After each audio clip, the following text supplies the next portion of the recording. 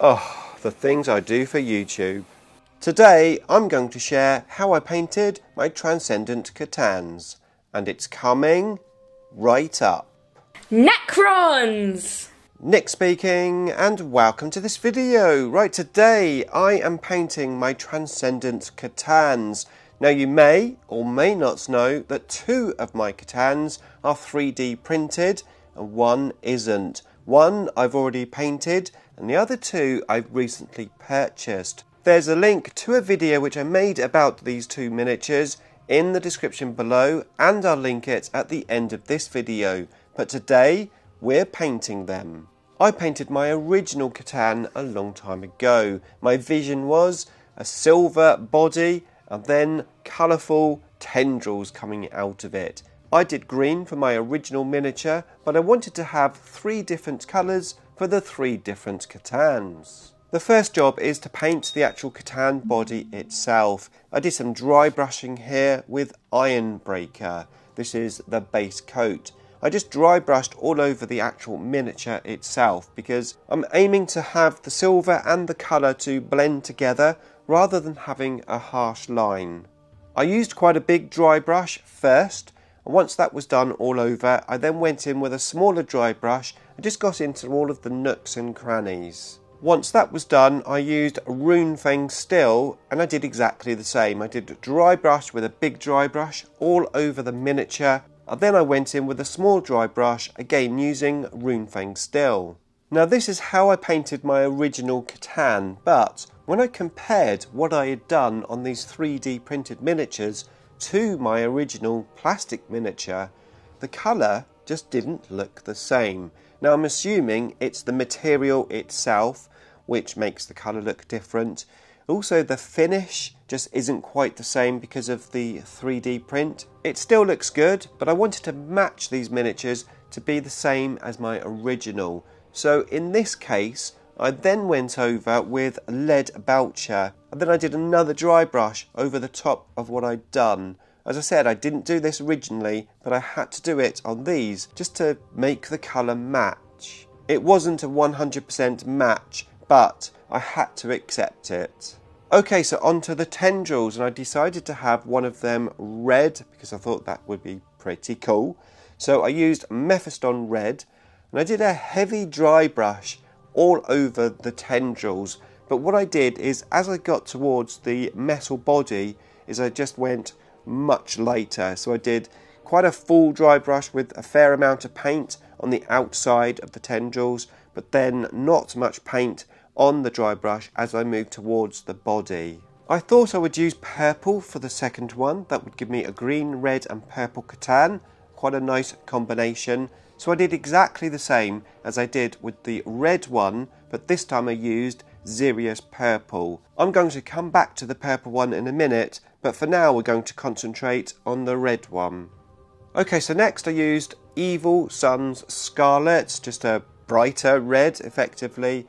And I started dry brushing this all over the red tendrils. Again, on the outside areas, more redder than on the inside areas. With this dry brush I tried to hit all of the bends and the curves of the main section, and also of course the outer edges. Just build up the colour, leaving some of the inside bends with the original colour so that we get some different reds. Once that was done, we moved to Wild Rider Red, a bit more of an orangey red, and we did some more dry brushing, again slightly less than we did before. The idea is, as we get lighter, we're going to do less painting. We're going to try to hit more of the edges. I'm just building up the colour using basic dry brushing techniques. This is very simple to do. Next I used Troll Slayer Orange, and again did some more dry brushing and highlights. And then finally, right at the end, I went in with Fire Dragon Bright. Again, just hitting all of those areas that we've gradually been making lighter and lighter. Next, I painted the eyes with the Evil Sun's Scarlet paint. Just went in and painted those eyes. Then, with hardly any paint on the brush, I sort of wiped most of the paint off. I did a really light sort of outer glow around the eyes with that colour. Again, I'm matching these eyes to what I did on my original miniature. I then dotted the eyes with Fire Dragon Bright, and then finally I did a little dry brush of Fire Dragon Bright around the eyes, just so that the eyes are glowing. Okay, so onto the purple C'tan. Now rather than using different purples, I just went the simple way with this one. I just added white to the purple to make it lighter. Again, I did 5 layers in total, just like I did with the red, just adding a little extra white to the mix to make it lighter. As I added white to the mix, making it lighter and lighter, of course I was dry brushing it onto the miniature, as I said, exactly the same way that I did with the red C'tan. Once all the dry brushing was done on the coloured tendrils, I then went back in with the silver colour and I dry brushed over the body, just covering some of the little messy areas, especially the one around his sort of waist area. I basically just touched up the silver paint. Then finally I used shining gold and I painted the little symbol on the chest plate. Of course I've magnetised the bases. Again, that's a video I talked about earlier. We'll show you how I did that. I magnetised the bases. I then put PVA glue on the bases, put some sand on the bases and let that dry. Then I painted the bases black. Now I do like to paint underneath my flying base black as well, because it just helps the whole thing come together. Once the black was dry, I then dry brushed it with Dawnstone Grey. And then finally I just painted the rims of the flying bases with black, then added some bits to the base to make them look cool.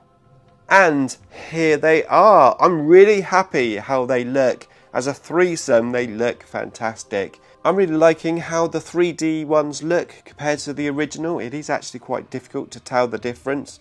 The 3D printed ones are slightly bigger, but I've used a smaller flying stem base to make them the same height as the original. Now I'm not 100% happy with how the silver is looking on these minis compared to my original. They're just not quite the same, but they're good enough, and probably if I didn't point it out, you may not be able to see the difference. Now I painted these miniatures to use in my fun 1000 point pairs tournament, the Dominion War 2024, so you can see that battle report just there. And here is the video I talked about earlier about these 3D printed miniatures. Oh, does that mean I can open the door now? It is so hot in here.